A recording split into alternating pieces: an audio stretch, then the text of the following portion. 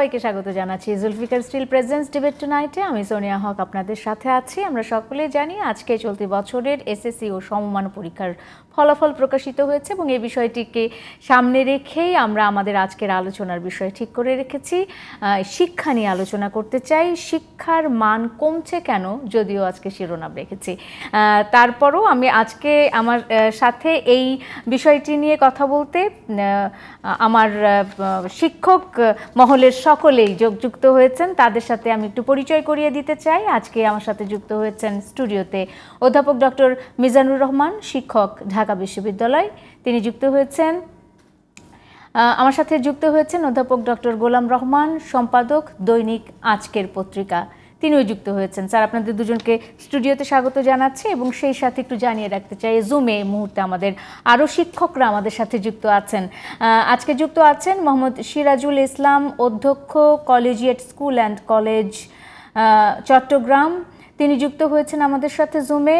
Professor Mohammad Jamal Naser, সাবেক chairman, Comilla শিক্ষা board, তিনি আমাদের সাথে যুক্ত হয়েছেন এবং ডক্টর এমডি মোয়াজ্জেম হোসেন, অধ্যক্ষ, রাজশাহী শিক্ষা board, model school and college.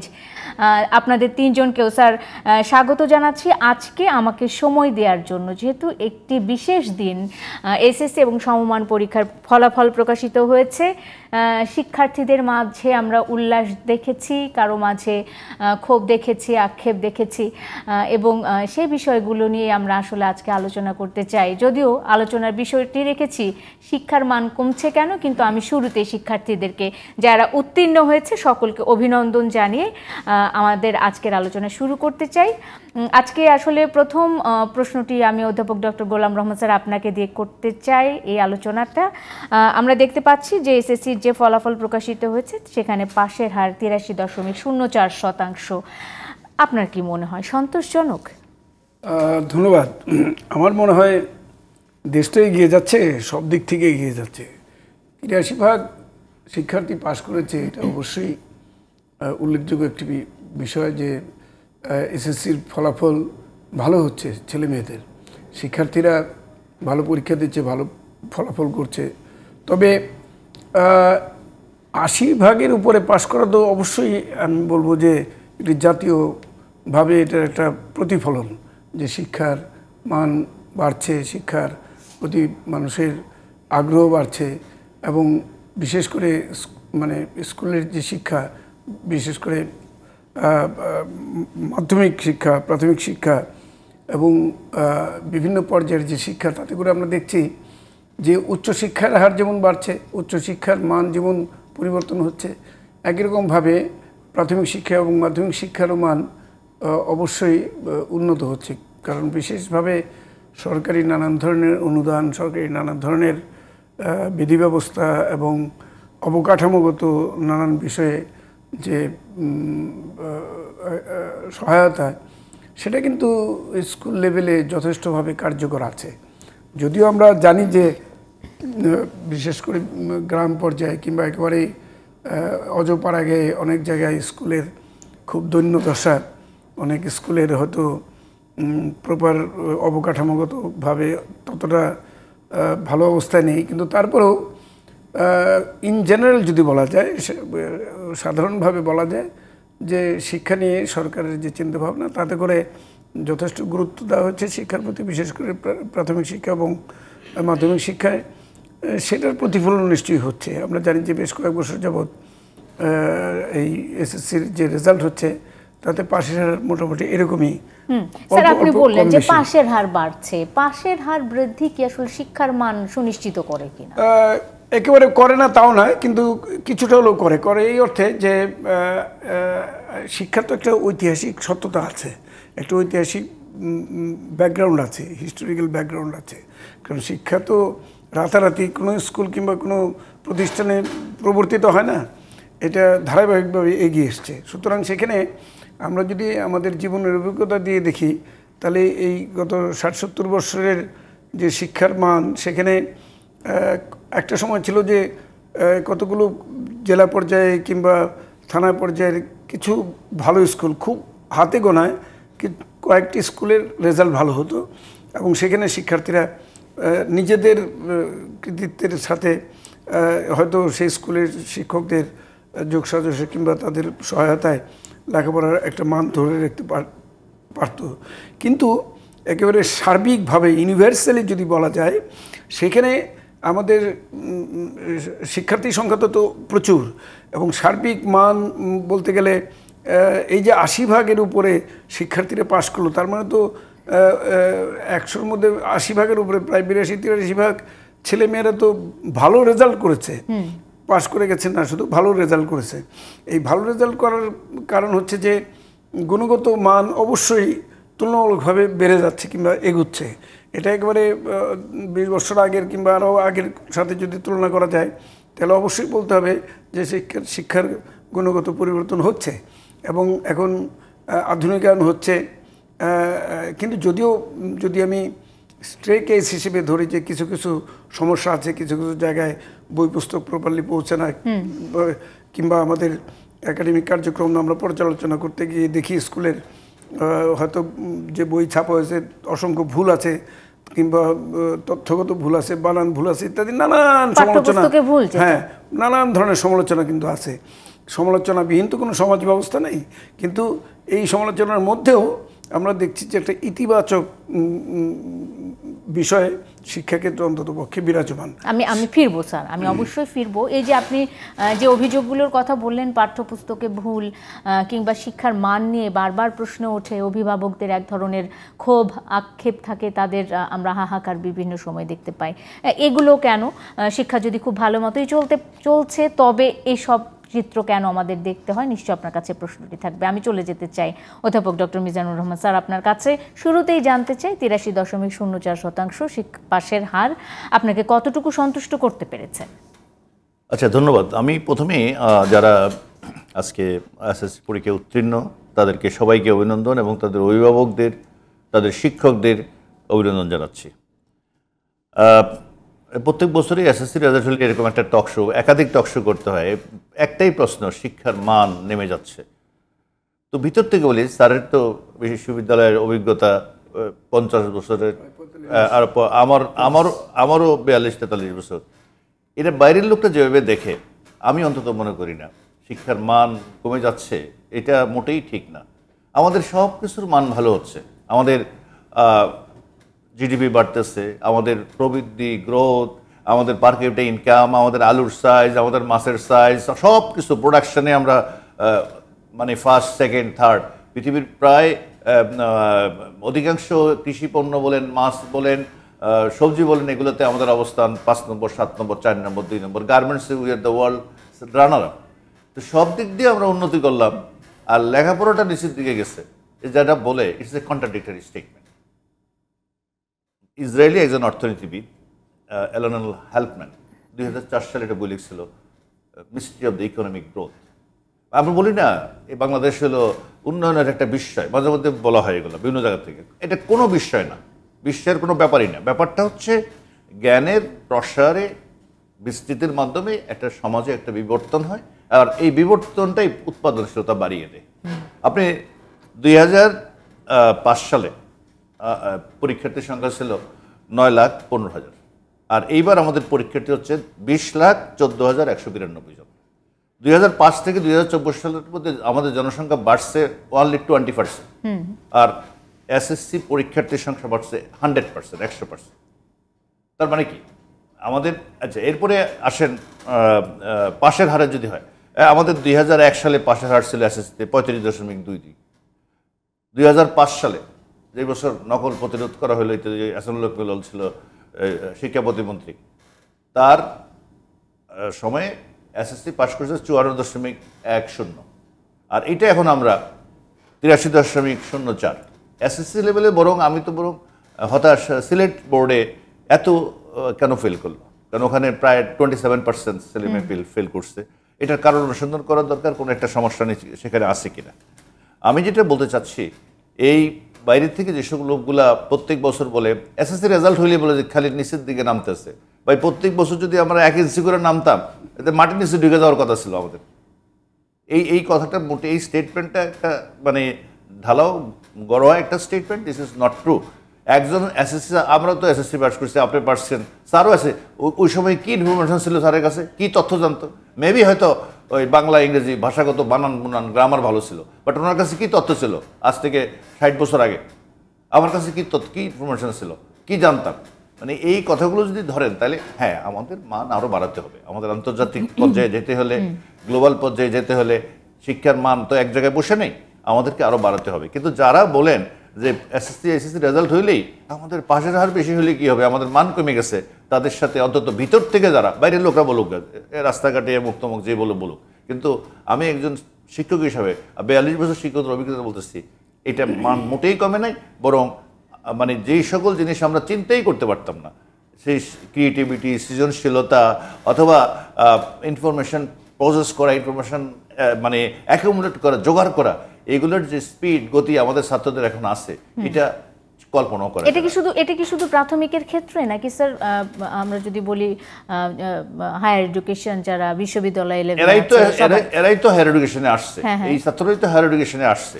আরেকটা জিনিস দেখেন, সবচেয়ে বড় ইয়েটা হচ্ছিল, আমাদের কথা ছিল যে আমরা 2020 সালে এসে, গত 20 সালে এসে আমরা নারী এবং পুরুষের সমতা আনবো এসএসসি এসএসসি। এটা কিন্তু আমরা 2017 সালে হয়ে গেছে। দ্যাট মিনস এইবার বরং এসএসসি এসএসসিতে রেজাল্ট পর্যালোচনা করে দেখে গেছে মেয়েরা এগিয়ে আছে, মেয়েরা সংখ্যাও বেশি আছে, রেজাল্টও ভালো আছে স্যার। এটির কারণ প্রধানমন্ত্রী নিজে অনুসন্ধান করতে বলেছেন বিভিন্ন সংস্থাকে। আপনারা কিভাবে আসলে আপনাদের বিশ্লেষণ কি বলছে আমি জানবো। একটা ছোট মানে আমাকে যেতে হচ্ছে, জুমে যেতে হচ্ছে, সেখানেও আমাদের শিক্ষকরা আমাদের জন্য অপেক্ষা করছেন। আমি শুরুতেই চলে যেতে চাই কুমিল্লা শিক্ষা বোর্ড, সেখানকার সাবেক চেয়ারম্যান প্রফেসর মোহাম্মদ জামাল নাসির যুক্ত আছেন আমার সাথে। আপনাকে স্বাগত জানাচ্ছি স্যার আবারও। এবং আমি একটু জানতে চাই, কুমিল্লা শিক্ষা বোর্ডের পাশের হার আমরা এরই মধ্যে জানতে পেরেছি, কিন্তু সব মিলিয়ে আপনার কাছে যদি সার্বিকভাবে কুমিল্লা শিক্ষা বোর্ডের অবস্থাটা জানতে চাই, আপনি কি বলবেন? ধন্যবাদ আপনাকে, এবং আপনার মাধ্যমে এবারে আজকে প্রকাশিত ফলাফলে এসএসসি পরীক্ষায় যারা উত্তীর্ণ হয়েছে আমাদের যে সমস্ত সন্তানরা, তাদেরকে অভিনন্দন জানাই, তাদের অভিভাবকদেরকে অভিনন্দন জানাই এবং তাদের শিক্ষকদেরকেও কৃতজ্ঞতা জানাই। মিজান স্যার যথার্থই বলেছেন আমার মনে হয়। যেটি শিক্ষার মান নিয়ে যে কথাটি হচ্ছে, আজ থেকে 60 বছর আগে, 50 বছর আগে, 40 বছর আগে আমাদের জ্ঞানের বিস্তৃতিটা কতটা ছিল, এটি বিচার্য বিষয়। এখনকার বাচ্চারা যে পরিমাণ জানে, আমরা কি এত বিষয় জানতাম? আসলে আমরা হয়তো এক লাইন ইংরেজি হয়তো ভালো করে লিখতে পারতাম, এক লাইন বাংলা হয়তো ভালো করে লিখতে পারতাম, ভাষার মাধুর্য হয়তো থাকতো। আজকে হয়তো ভাষার মাধুর্য থাকে না, কিন্তু জীবনমুখী শিক্ষা তো জীবনমুখী, এবং জীবনের সাথে পাল্লা দিয়ে শিক্ষা প্রতিনিয়ত পরিবর্তন হচ্ছে। কিন্তু সেই ক্ষেত্রে আমি মনে করি না শিক্ষার মান নিম্নমুখী, অবশ্যই শিক্ষার মান ঊর্ধ্বমুখী। এবারে আপনি দেখেন, গতবারের সাথে অনেকে ফলাফল পর্যালোচনা করার চেষ্টা করেছেন, আমি বলেছি যে না, এটিও পর্যালোচনা করা যাবে না, কারণ গত বছর পরীক্ষা দিয়েছে 50% সিলেবাসে বাচ্চারা, এবারে পরীক্ষা দিয়েছে 100% সিলেবাসে ওরা। তো ওদের চাপ কম ছিল না, অনেক বেশি ছিল। তো পড়ার পরিধিটা যে পর্যায়ে গেছে, জানার পরিধিটা যে পর্যায়ে গেছে, স্যার যেটি একদম ধরে ধরে বলেছেন, আমাদের জিডিপি ডেভেলপ করছে, আমাদের সবকিছু যেখানে ডেভেলপ করছে, সেখানে আমাদের শিক্ষা কি করে পিছিয়ে যায়। যদি শিক্ষা পিছিয়ে যাবে, তাহলে আমাদের এই অবস্থানটা আজকে যে জায়গায় আমরা গিয়ে পৌঁছেছি, এই জায়গায় আমাদের তো পৌঁছানোর কথা না, অবশ্যই আমাদের সেখানে পৌঁছানোর কথা না। আপনি কুমিল্লা বোর্ডের আসপেক্টে বলেছেন, কুমিল্লা বোর্ডের রেজাল্ট আপনারা ইতিমধ্যে পেয়েছেন 79+। তো 79+, আমি মনে করি এটি ভালো রেজাল্ট, আরো ভালো হইতে পারতো, আরো ভালো হতে পারতো। ওই যে বললাম, এবারই কোভিড উত্তর পরিস্থিতিতে সর্বপ্রথম একদম ফুল সিলেবাসে পরীক্ষা হয়েছে, এবং আমি মনে করি বাচ্চারা ভালো করেছে, এবং কুমিল্লা বোর্ডে জিপিএও বৃদ্ধি পেয়েছে। এবারে এটি জিপিএ 5 প্রাপ্তির সংখ্যাও বেড়েছে। তো আমি মনে করি না যে শিক্ষা নিম্নমুখী, শিক্ষা ঊর্ধ্বমুখী। আমি এটি দ্ব্যর্থহীন ভাবে বলতে চাই। অসংখ্য ধন্যবাদ স্যার আপনাকে। আমি নিশ্চয়ই আপনাকে অসংখ্য ধন্যবাদ জানাতে চাই এবং আমরা যেটা কুমিল্লা শিক্ষা বোর্ডের যে হার দেখেছি, পাশের হার দেখেছি, সেটি নিশ্চয়ই আমরা এর পরের বছরে দেখব যে আরও বেশ ভালো করেছে ছেলেমেয়েরা। অসংখ্য ধন্যবাদ। আমি চলে যেতে চাই ডক্টর এমডি মোয়াজ্জেম হোসেন, অধ্যক্ষ রাজশাহী শিক্ষা board model school and college. Sir, আপনাকেও স্বাগত জানাচ্ছি আরও একবার। যতটুকু জানতে পেরেছি রাজশাহী শিক্ষা বোর্ডের এবারের ফলাফল অত্যন্ত সন্তোষজনক এবং আপনাকে অভিনন্দন জানাই সেই জন্য, এবং আরও একটু বিস্তারিত জানতে চাই আপনার অনুভূতি। ধন্যবাদ জিটিভিকে, সেই সাথে যারা এই টক শোতে অংশগ্রহণ করছেন সকলকে সালাম, শুভেচ্ছা এবং অভিনন্দন জানাচ্ছি। যে সমস্ত শিক্ষার্থী পাশ করেছে এবং ভালো ফলাফল করেছে তাদেরকে অভিনন্দন জানাচ্ছি। আমার অনুভূতি অত্যন্ত ভালো। রাজশাহী শিক্ষা বোর্ড এবার ভালো করেছে, তুলনামূলকভাবে গতবারের চেয়ে ভালো করেছে। সেই জন্য আমার অনুভূতিটা অনেক ভালো। পরীক্ষার পাশের হার প্লাস জিপিএ 5 সেখানেও তাদের সংখ্যা বৃদ্ধি হয়েছে। ধারাবাহিকভাবে তারা রাজশাহী শিক্ষা বোর্ড ভালো করছে।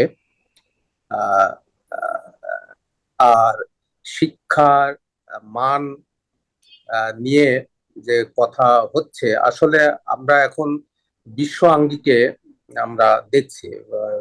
কারণ হচ্ছে যে প্রযুক্তির উন্নয়নের ফলে আমরা কিন্তু বিশ্বের সঙ্গে এখন তুলনা করছি, যার কারণে হয়তো আমরা এরকম আলোচনা সমালোচনা আছে।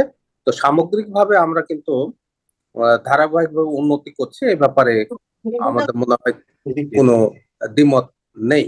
সংখ্যাও বাড়ছে, মানও বাড়ছে।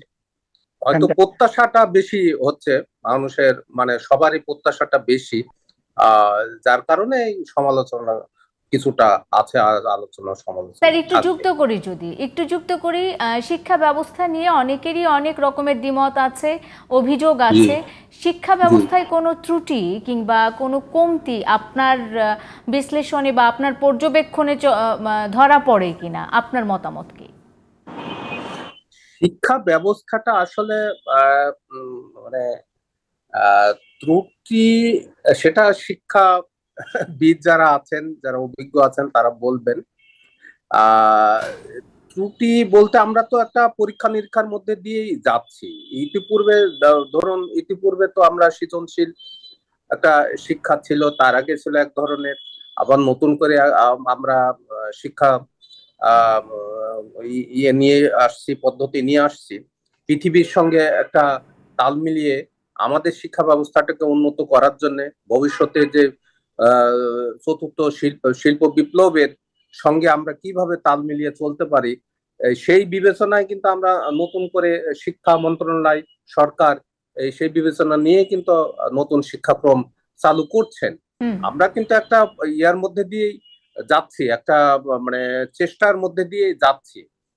তো সুতরাং আলোচনা সমালোচনা থাকবেই, এবং এইগুলো তো আমাদের প্রতিনিয়ত, আমরা শিক্ষা ব্যবস্থাপনায় আছি, প্রতিষ্ঠানের দায়িত্বে আছি, এগুলা নিয়ে প্রতিনিয়ত মোকাবেলা করতে হচ্ছে। তবে আমার ব্যক্তিগত মতামত। অসংখ্য ধন্যবাদ স্যার আপনাকে। আমাদের সাথে যুক্ত ছিলেন ডক্টর এমডি মোয়াজ্জেম হোসেন, অধ্যক্ষ রাজশাহী শিক্ষা board model school and college, এবং প্রফেসর মোহাম্মদ জামাল নাসেরও ছিলেন কুমিল্লা শিক্ষা বোর্ড থেকে আমাদের সাথে। আমি স্টুডিওতে ফিরতে চাই, আমার একটা বিরতির সময় হয়ে গেছে। তার আগে, বিরতির আগে আমি একটু একটা ছোট্ট প্রশ্ন করেই যেতে চাই। আমি একটু স্যার গোলাম রহমান স্যারকে প্রশ্নটি করতে চাই। সেটা হলো যে নতুন শিক্ষাক্রম নিয়ে কথা বলা হচ্ছিল, নতুন পাঠ্যক্রম নিয়ে কথা বলা হচ্ছিল, শিক্ষা ব্যবস্থায় নতুনত্ব আনার চেষ্টা করা হচ্ছে। এটি আসলে শিক্ষার্থীদেরকে কি ধরনের সুবিধা দিবে বলে আপনার মনে হয় স্যার? আমি বলবো নাকি? হ্যাঁ, প্লিজ। আচ্ছা, আবার ধন্যবাদ। শিক্ষাক্রম কিংবা সিলেবাস নিয়ে নানা ধরনের বক্তব্য চালু আছে, কিন্তু অন্যতম বিষয়টি হচ্ছে যে আমাদের যে পরিবেশ, আমাদের যে অর্থনীতি, আমাদের সমাজনীতি, আমাদের প্রযুক্তি সব কিছুকে নতুন বিবেচনায় নিতে হবে। নতুন বিবেচনার কথা কেন বলা হচ্ছে, আমরা ওই 20 বছর 30 বছর কিংবা 50 বছর আগের শিক্ষা ব্যবস্থায় এখন চলতে পারবো না। এখন আধুনিক বিশ্বের আধুনিক মানসম্পন্ন আধুনিক দৃষ্টিভঙ্গিতে শিক্ষা ব্যবস্থাকে ঢেলে সাজানোর প্রয়োজন হয়েছে। এখন এই প্রয়োজনের খাতিরে অনেক কিছু নতুন সংযোজন করতে হচ্ছে, অনেক কিছু বিয়োজন করতে হচ্ছে। এখন সেইখানে অনেকের মত যে যেহেতু একটা ধারাবাহিক কিংবা গতানুগতিক কিংবা একটা ট্রেডিশনাল শিক্ষা ব্যবস্থা থেকে অনেক ব্যত্যয় ঘটছে, অনেক পরিবর্তন ঘটছে, সেই জন্য তাদের কাছে বিষয়টা অনেক সহজ মনে হচ্ছে না, কিংবা তাদের কাছে নতুন মনে হচ্ছে, কিংবা তাদের কাছে মনে হচ্ছে যে এটা আমরা কোথায় চলে যাচ্ছি। এখন এই বাস্তবতাটা হচ্ছে এই নতুনকে জায়গা করে দিতে হবে, নতুনত্বকে নতুন চিন্তা ভাবনায় নিজেকে পরিবর্তন করতে হবে, এটা হচ্ছে অবশ্যই দরকার। কিন্তু হ্যাঁ, এই নতুন কিছু সংযোজন করতে গিয়ে কিছু ভুলভ্রান্তি হতে পারে, কিছু ত্রুটি থাকতে পারে। সমাজ যে ত্রুটিমুক্ত সমাজ এটা আশা করা কিংবা প্রত্যাশা করা ঠিক হবে না। এখন এই ত্রুটি বিচ্যুতিকে নিয়েই চলতে হবে, সাথে আমরা এগুলো পরিবর্তন করা, এগুলো কিভাবে আরও উন্নয়ন করা যায়, কীভাবে ত্রুটিমুক্ত করা যায় সেই চিন্তা ভাবনাটা থাকতে হবে। এখন কেউ যদি অ্যাবসলিউট অর্থে বলে দেয় যে এটা ভুল, সুতরাং পুরোটাই পরিত্যাজ্য, পুরোটাই বাদ দিতে হবে, এটা ঠিক না। এখন আমরা জানি, তবে আবার এটাও ঠিক, যারা এগুলো স্পেশালাইজড এই এডুকেশনকে, বিশেষ করে এই বিশেষায়িত শিক্ষার কথা বলছেন, যারা বিশেষভাবে নতুন নতুন শিক্ষার বিভিন্ন ডিসিপ্লিনগুলোকে তুলে ধরছেন, নতুন নতুন বিষয়গুলোকে উপস্থাপন করছেন, সেই জায়গায় এই নতুন জ্ঞানের সমাহারকে কত বেশি শিক্ষার্থী বান্ধব করা যায় সেটাও মাথায় রাখতে হবে। কারণ শিক্ষার্থী বান্ধব এই অর্থে বলছি, কারণ আমাদের শিক্ষকরা তারা কিন্তু পুরনো, তারা কিন্তু সেই নতুন শিক্ষা ব্যবস্থায় ততখানি নিজেদেরকে খাপ খাওয়াতে অনেক ক্ষেত্রে পাচ্ছেন না।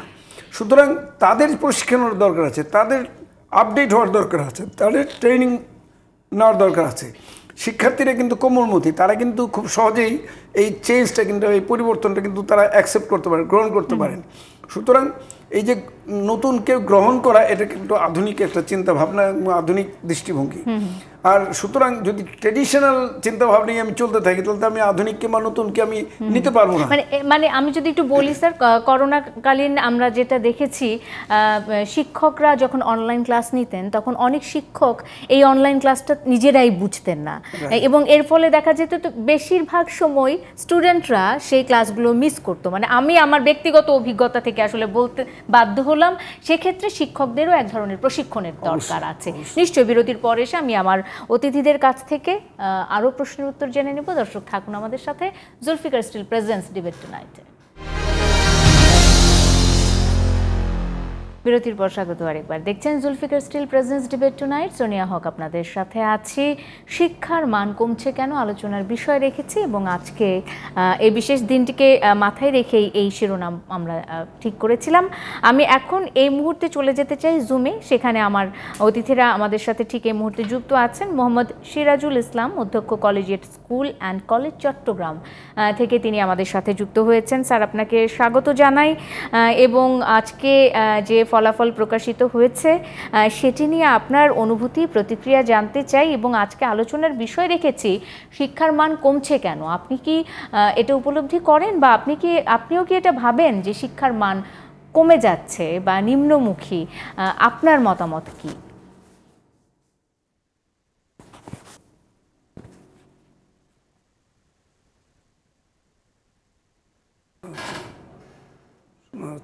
শুনতে পাচ্ছেন? আইটি লোকরা শোনা যাচ্ছে না?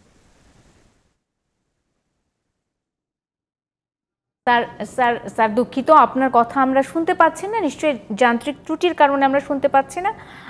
আমরা নিশ্চয়ই ফিরে আসবো আপনার কাছে। তবে তার আগে আমি একটু যুক্ত করে নিতে চাই doctor K M Jalaluddin Akbar, অধ্যক্ষ police lines school and college Rangpur. জনাব জালালউদ্দিন আকবর স্যার, আপনি শুনতে পাচ্ছেন নিশ্চয়ই, আপনাকেও স্বাগত জানাচ্ছি। এবং যেমনটা আমরা আজকে আলোচনার বিষয়টা রেখেছি যে শিক্ষার মান কমছে কেন, আপনি এটা ভাবেন কিনা যে শিক্ষার মান কমে যাচ্ছে কিনা, সেই প্রশ্নের উত্তর নিশ্চয়ই আপনি দিবেন। কোথায় ঘাটতি, কোথায় সংকট আছে, তার সমাধান জানা থাকলে সেটিও দিবেন, এবং আপনার অনুভূতি জানতে চাই রংপুরের রেজাল্ট বা রংপুরের ফলাফল নিয়ে।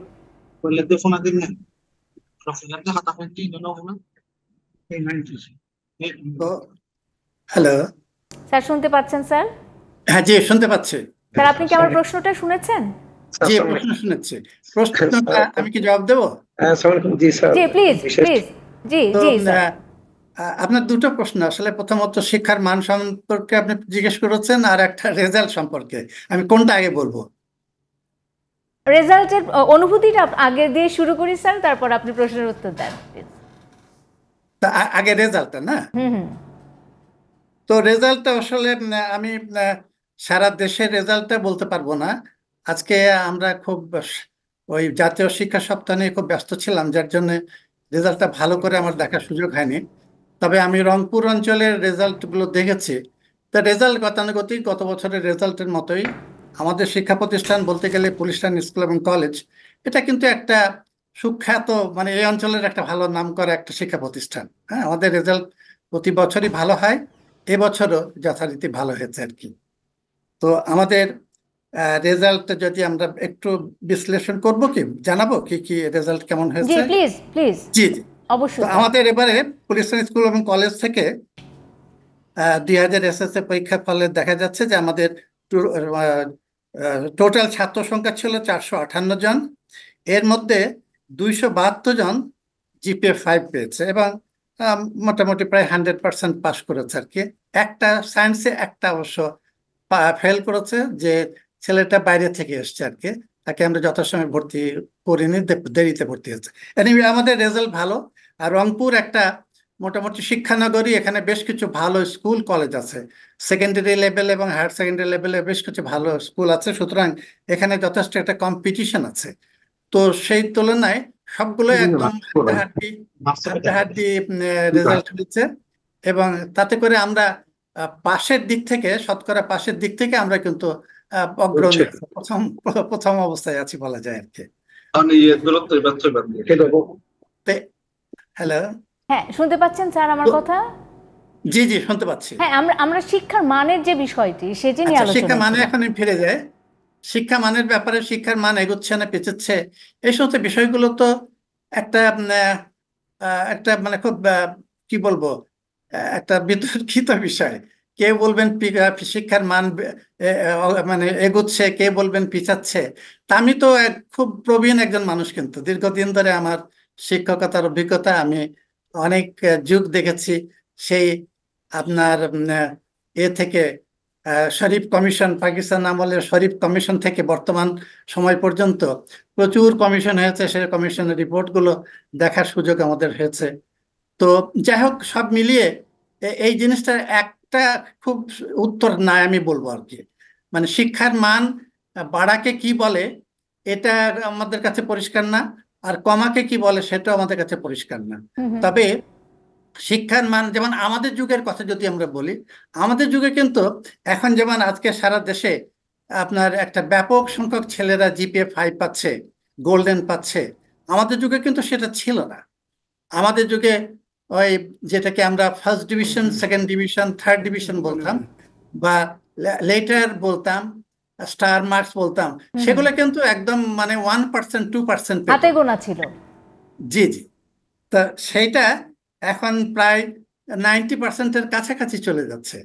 এখন এই ভালো রেজাল্টটা যে শিক্ষার উন্নতির একটা ধারক কিনা, একটা একটা রিফ্লেকশন কিনা, এটা বলা খুব মুশকিল। তবে এটা ঠিক যে এখনকার দিনে আমি দুটো যুগের একটা কম্পেয়ার করছি, তাই না? তা এখন আমাদের যুগে পড়াশোনার যে সুবিধাগুলো ছিল, এখনকার দিনে সুবিধা কিন্তু অনেক বেড়েছে। আমরা ক্যারিকুলামের উন্নতি দেখেছি, আমরা আমরা পাঠ্য বইয়ের উন্নতি দেখেছি, তারপরে সুযোগ সুবিধা, আমরা যেভাবে ক্লাসে এখন পড়াচ্ছি, আমরা কিন্তু তার ধারে কাছে সেই সুযোগ সুবিধাগুলো পাইনি। ন্যাচারালি রেজাল্ট কিন্তু খুব ভালো হচ্ছে, মানে বেশ ভালো হচ্ছে, যেটা আমরা চিন্তাই করতে পারতাম না। কিন্তু এখনকার দিনে দেখা যাচ্ছে যে খুব ভালো রেজাল্ট পাওয়া ছেলে মেয়েরা, তারা কিন্তু এইভাবে নিজেকে প্রজেক্ট করতে পারছে না। যেমন ফর এক্সাম্পল, এবারে ঢাকা ইউনিভার্সিটিতে দেখলাম যে ঢাকা ইউনিভার্সিটি যারা পরীক্ষা দিয়েছে তাদের নাকি 18% না কত যেন পাশ করেছে। তো এত ভালো রেজাল্ট নিয়ে একটা ভর্তি পরীক্ষায় এরকম একটা দুর্দশা হওয়ার তো কথা নয়। তো সব মিলিয়ে বলবো যে এটা বলা খুব মুশকিল যে শিক্ষার মান ভালো হচ্ছে না খারাপ হচ্ছে। তবে এটা কথা ঠিক যে এখানে এখন যারা পড়াশোনা করছে, ভালো ভালো শিক্ষা প্রতিষ্ঠানে যারা পড়াশোনা করছে, তাদের মান কিন্তু যথেষ্ট ভালো। আমাদের যুগে যে সমস্ত ছেলে মেয়েরা ছিল, আমরা ধরেন মোটামুটি মিডিওকর ছিলাম বলা যায়, ভালো শিক্ষা প্রতিষ্ঠানে পড়াশোনা করেছি।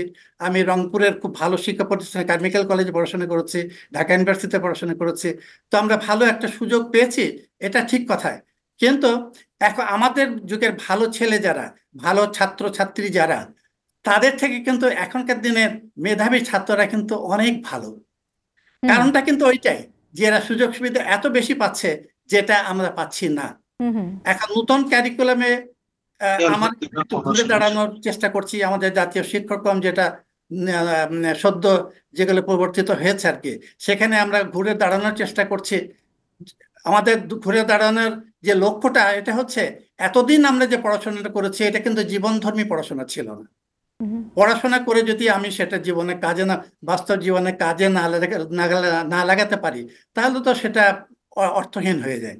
তো এখনকার চেষ্টা করা হচ্ছে যেটা, যদিও জিনিসটা অত্যন্ত কঠিন, কারণ আমাদের দেশের প্রেক্ষিতটা সব জায়গায় কিন্তু সমান না।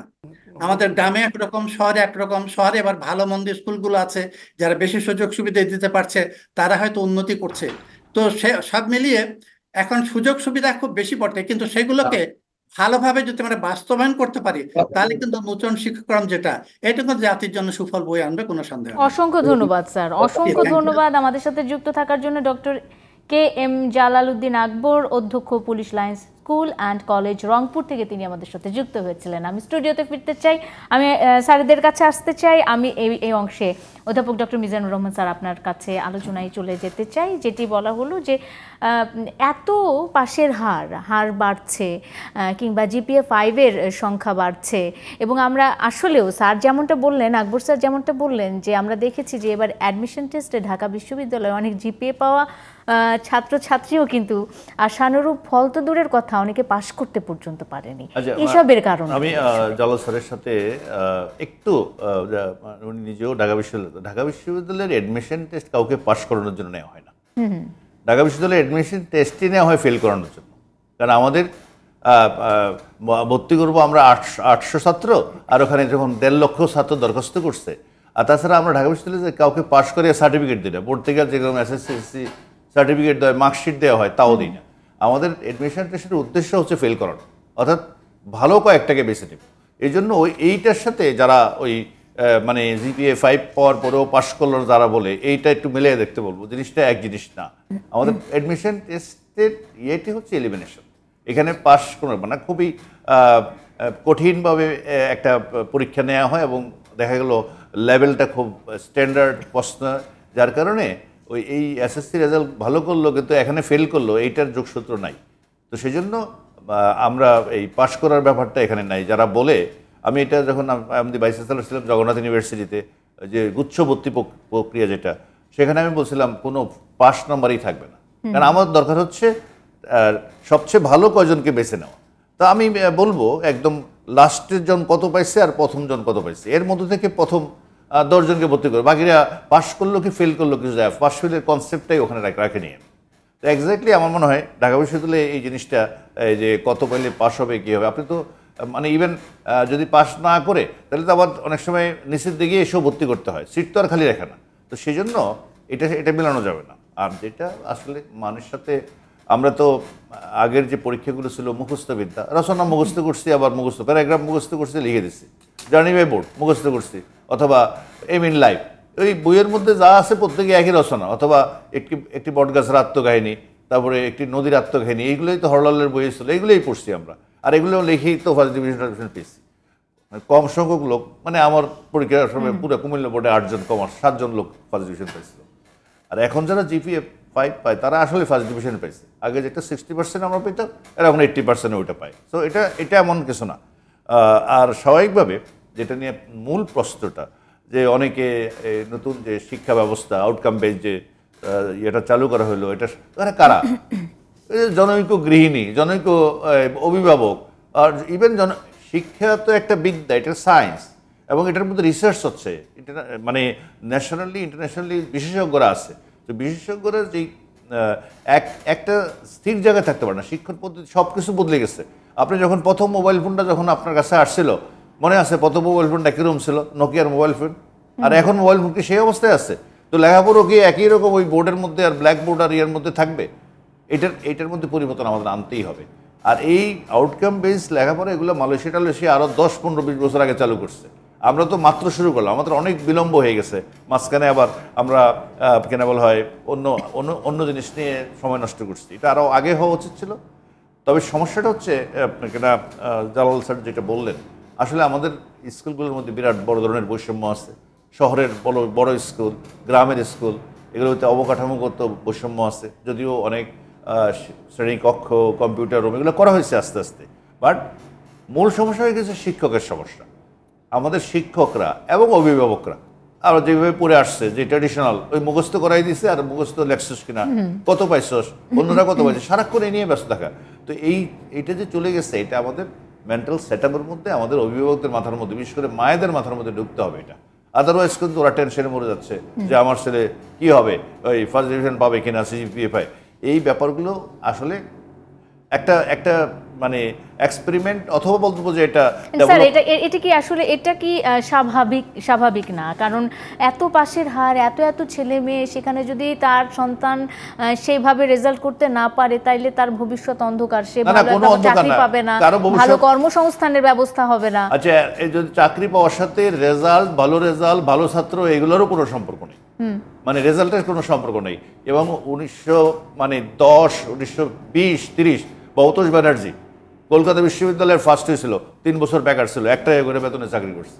আমাদের হাবিবুর রহমান শেলি আমাদের তত্ত্বাবধায়ক সভাপতি ফার্স্ট ক্লাস চাকরিতে পাইয়া প্রতিবাদ স্বরূপ জুতা পুলিশ করছে। এই কাহিনী তো ওনার বইয়ের মধ্যে আছে। অতএব এই ভালো রেজাল্ট, ভালো ছাত্র, এগুলোর সাথে কর্মসংস্থান, চাকরি পাওয়ার কোনো সম্পর্ক নাই। It depends on economic activities, দেশের অর্থনৈতিক অবস্থা, মিল কারখানা, শিল্প উন্নয়ন, এগুলোর সাথে কর্মসংস্থান সম্পর্কিত। আর আমাদের পড়ালেখাটা করতে হবে ওই কাজের জন্য, ওই মানে journey border m in life লেখার জন্য পড়ার। ধন্যবাদ স্যার, ফিরবো নিশ্চয়ই। আমি একটু মোহাম্মদ সিরাজুল ইসলাম স্যার, তাকে যুক্ত করতে চাই। অধ্যক্ষ collegiate school and college Chattogram থেকে তিনি আমাদের সাথে যুক্ত হয়েছেন। মোহাম্মদ সিরাজুল ইসলাম স্যার, আপনি নিশ্চয়ই শুনতে পাচ্ছেন, এর আগেও একটি প্রশ্ন করেছিলাম। শিক্ষা ব্যবস্থা নিয়ে আমরা কথা বলছি, শিক্ষার মান কমছে কেন, সে বিষয়টি নিয়ে আলোচনা হচ্ছে। আপনিও কি সেটি মনে করেন কিনা, আপনার ভাবনা কি, এবং সেই সাথে কোনো ত্রুটি বিচ্যুতি থাকলে সে সম্পর্কে আপনার সমাধানের জায়গাটিও আপনি তুলে ধরবেন। সেই সাথে আরও একটু জানতে চাই আপনার অনুভূতি। চট্টগ্রামের রেজাল্টও যতখানি আমি জানি বেশ ভালোই হয়েছে। শুনতে পাচ্ছি, আমাকে শুনতে পাচ্ছেন? জি স্যার, শুনতে পাচ্ছি স্যার। আচ্ছা, আমি টক শোতে যারা যুক্ত সবাইকে আমার সশ্রদ্ধ সালাম, আদাব ও নমস্কার। আমি আজকের ফলাফলে আমার প্রতিষ্ঠান প্রধান হিসাবে আমার শিক্ষক মন্ডলী সহ, অভিভাবক সহ সবাই আমরা আনন্দিত, পুলকিত এবং উচ্ছ্বসিত। বিশেষ করে চট্টগ্রাম কলেজিয়েট স্কুল একটা ডেডিকেটেড প্রতিষ্ঠান ছিল। এখানে আমরা ভালো ছাত্র ছাড়া কোনো নিম্নমানের ছাত্র ভর্তি হওয়ার কোনো সুযোগ ছিল না। আমরা প্রত্যেক থেকে সকল ছাত্রের লিখিত পরীক্ষা নিয়ে এক সময় ভালো ছাত্র আমরা ভর্তি করাইতাম, আমাদের রেজাল্টও খুবই ভালো হইতো। কিন্তু 21 সাল থেকে সদাশয় সরকার লটারি সিস্টেম চালু করে দিয়ে সর্বসাধারণকে কলেজিয়েট স্কুলের মতো বিশেষায়িত প্রতিষ্ঠানে ঢুকার একটা সুযোগ করে দিয়েছেন। সেজন্য আমি সদাশয় সরকারকে ধন্যবাদ জানাই। এই নীতিমালাটা অত্যন্ত ভালো হয়েছে। যারা এই সুযোগটা আগে পেত না, বর্তমানে সাধারণভাবে প্রত্যেকেই ভালো শিক্ষা প্রতিষ্ঠানে পড়ার একটা সুযোগ পাচ্ছে। সাথে সাথে আমাদের যে রেজাল্টের মান আমরা ধরে রেখেছি, সেটা আমাদের কঠোর পরিশ্রম এবং আমাদের নিয়মতান্ত্রিক সাধনার প্রেক্ষিতে আমাদের ফলাফল মোটামুটি ভালো হয়েছে। চট্টগ্রাম বোর্ডে আমাদের রেজাল্টটা প্রথম স্থানে আশা করি হয়েছে। বোর্ডের দৃষ্টিকোণ থেকে, আমার দৃষ্টিকোণ থেকে মোটামুটি প্রথমেই আছে। সুতরাং আমরা ফলাফল নিয়ে খুবই আনন্দিত। শিক্ষার মান নিম্নগামী হওয়াটা, আমার মনে হয় এই প্রশ্নটা তেমন বেশি মনে হয় প্রযোজ্য নয় এখন, যেহেতু আমাদের সময় আমরা যখন বিশ্ববিদ্যালয়ে পড়াশোনা করি তখন সীমিত কয়েকটা বিষয় আমরা পড়াশোনা ফ্যাকাল্টিতে ছিল।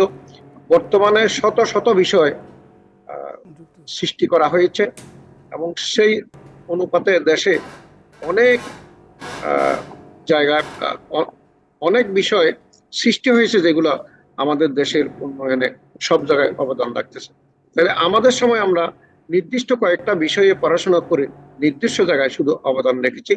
বর্তমানে পড়াশোনা যারা করতেছে তারা আমাদের চেয়ে অনেক অগ্রণী, অনেক কৌতূহলী, অনেক অনুসন্ধিৎস বলে আমি মনে করি। কারণ ওরা আমাদের থেকে অনেক কঠিন কঠিন বিষয় পড়তেছে, কঠিন কঠিন জায়গায় ঢুকতেছে।